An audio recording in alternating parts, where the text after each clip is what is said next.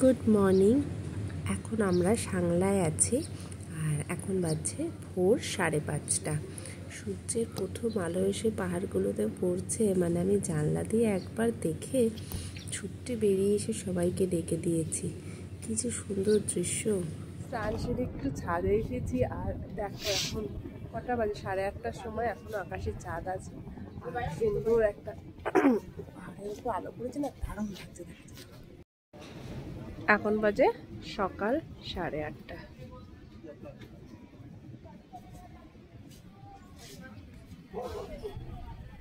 আর এই যে দেখো এখনো চাঁদ আছে।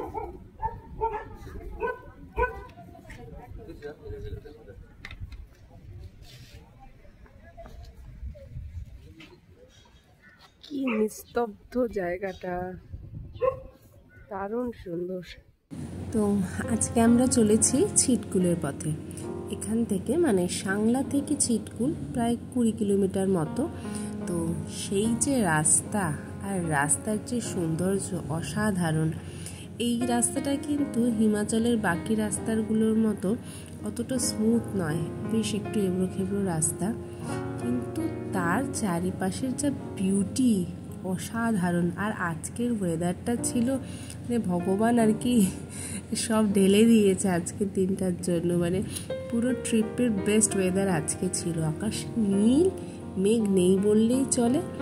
আর রাস্তা দেখেছো অনেক বাইকার কিন্তু দেখো এই যে বাইক নিয়ে তারা ট্রিপ করছে আর এই ছিটকুলে আসছে। এটা হলো ভারত আর তিব্বত সীমান্তে শেষ গ্রাম। এরপরেও কিন্তু ভারতের অনেকটা অংশ রয়েছে, কিন্তু সেখানে আর কোনো জনবসতি নেই। ভিডিও করার সময় খেয়াল করেছিলাম ফোনের ছায়াটা একটু পড়ছে কাঁচের ওপর, কিন্তু কিছু করার ছিল না। মানে এতটাই মোহিত হয়ে গেছি প্রকৃতি দেখতে দেখতে, ভিডিওটা জাস্ট কোনো রকমের করে নিজের চোখকে সাক্ষী রাখছিলাম রিয়েল দেখতে।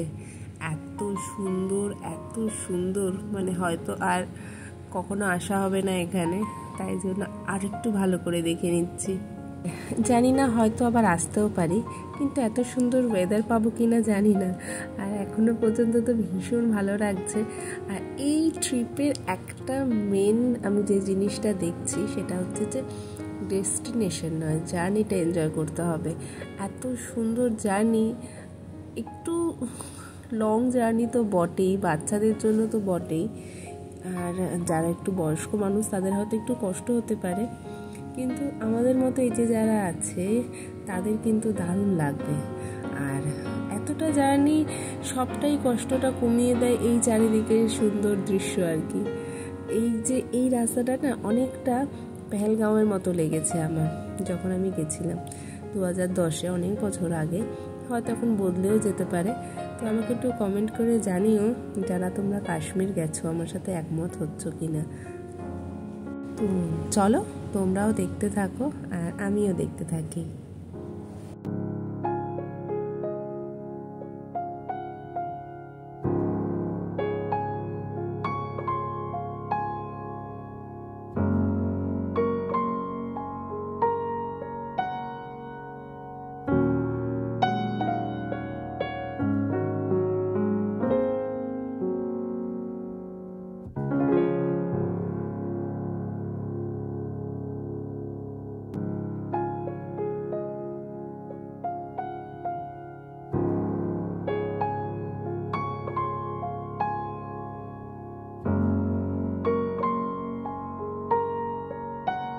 আমরা এসে গেছি ছিটকুল।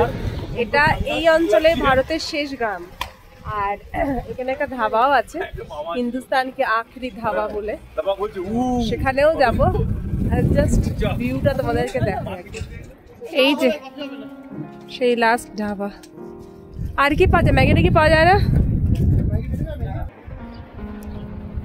এই হলো হিন্দুস্তানের শেষ ধাবা থেকে ছিটকুলের ভিউ। নদীটা যাচ্ছে,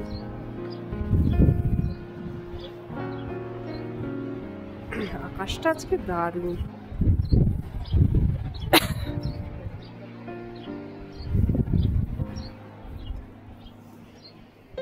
তো তোমরা যারা এখানে আসার প্ল্যান করছো আর এখানে এসে যদি মনে করো ম্যাগি চা খাবে সেগুলো তো খেতেই পারো, কিন্তু আমি রিকোয়েস্ট করব একবার কারি চাওয়ালের যে থালিটা বা ওদের সব রকম মিক্স চাওয়ালের একটা থালি আছে, প্লিজ মাস্ট ট্রাই, এত সুন্দর খেতে। আমরা নিয়েছি কারি চাওয়াল। হ্যাঁ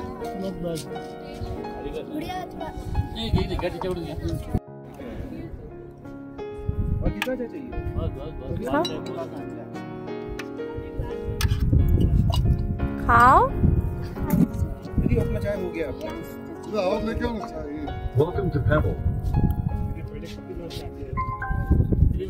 কেমন খেতে?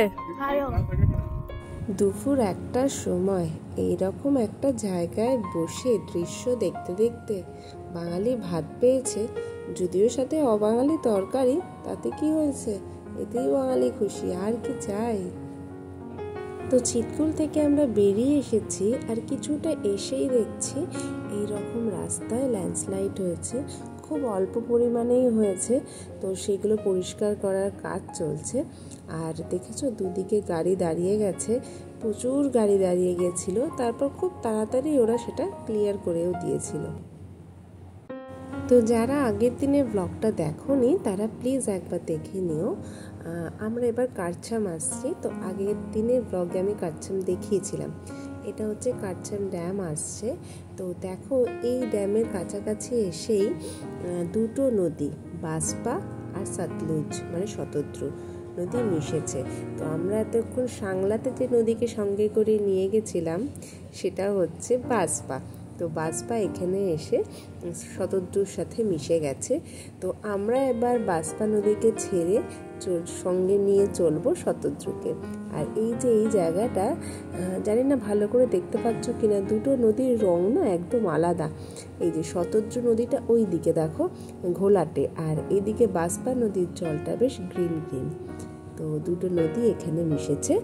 আর চলো, তো তোমরাও দেখতে থাকো, একটুখানি ইনফরমেশন দিয়ে রাখলাম।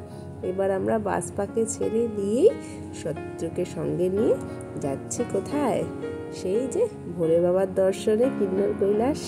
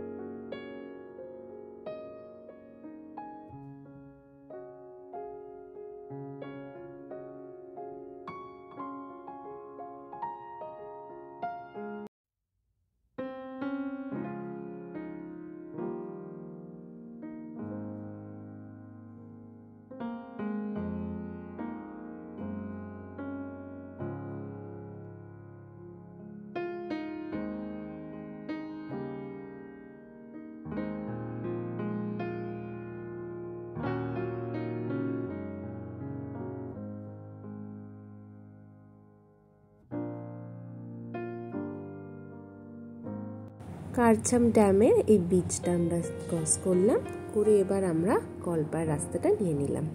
তো এবার আমরা যাচ্ছি কল্পা। আর দেখেছো এইদিকে একদম জল নেই, আর যেই এই ড্যামটা ক্রস করব কত জল। কারছাম ড্যাম ক্রস করে আমরা এখন এসেছি একটা ধাবাতে, মানে ওই ক্যাফে টাইপের আর কি, মোমো ম্যাগি এসব পাওয়া যায়। কি সুন্দর পেছন দিকটা দেখো, তোমাদের দেখাই একবার, এত ভালো লাগছে। সে একটা নিরিবিলি শান্ত, মানে গানটা কি আরাম হচ্ছে।